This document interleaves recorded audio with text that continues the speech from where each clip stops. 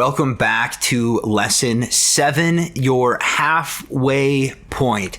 That's right, today marks your halfway point on this 14-day journey to learning the copper flute using this body, mind, and soul approach. And we are right now in the mind. We are learning some of the non-technical, non-mechanical, not just moving the fingers, but what are these other aspects that start to breathe this life into it, these techniques rather than the mechanical things that are going to start to give flourish and life to your playing in particular. So yesterday we focused on the breath and we focused on the idea of breathing with the diaphragm.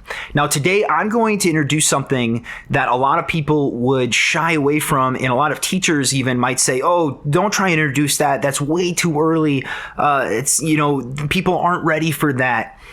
Well, I would say that this is something that you will be able to continue to get better at and be able to start implementing into your practice right now, today, rather than wait for some future moment where you are good enough to quote unquote learn this technique. Because when you master this technique, it's going to add a lot of life and vibrancy and emotion into all of your playing. So why not start playing around with it from the very beginning?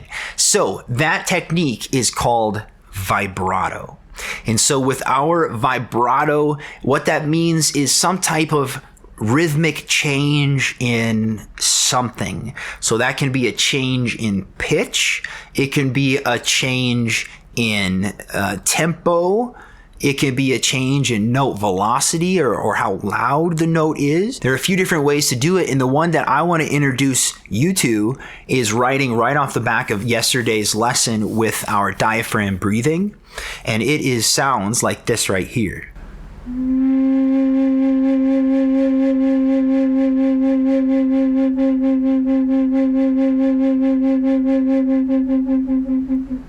How are you getting the volume to change?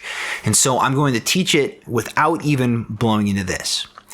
What I would like you to do is hold up your hand so that you can feel it. And I want you to try and go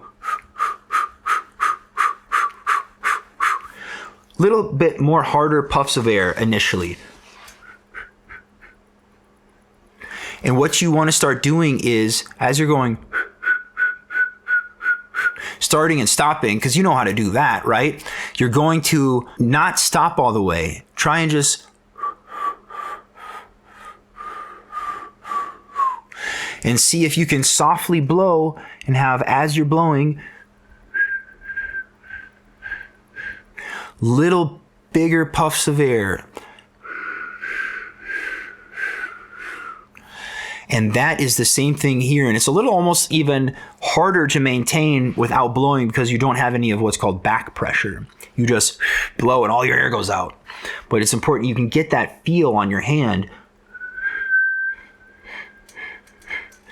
And now you take that same approach here. I'm going to cover all my holes.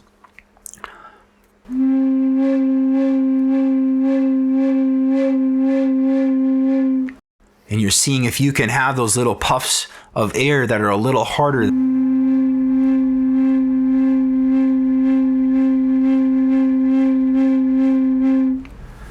And now you have a way to kind of wrap your head around the concept of how do you do that start and stop, that variable.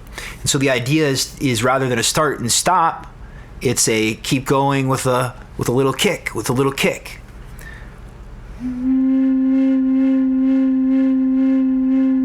And so that is the technique for vibrato that I'm going to give you today. And that is the concept of having the volume of the note go up and down.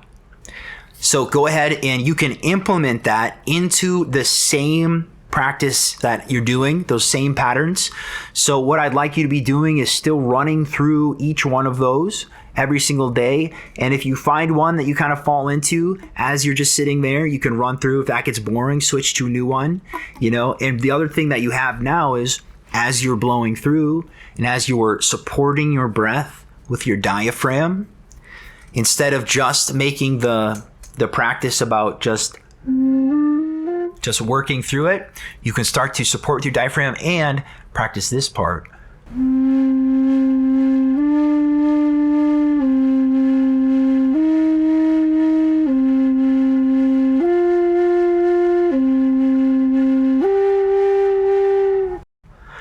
And so you're adding this new layer. And again, if it doesn't sound like that, it shouldn't sound like that. My journey was very similar to yours. I sounded squeaky. I sounded kind of here and there. I had it for a little bit and then I lost it and I got a little bit back.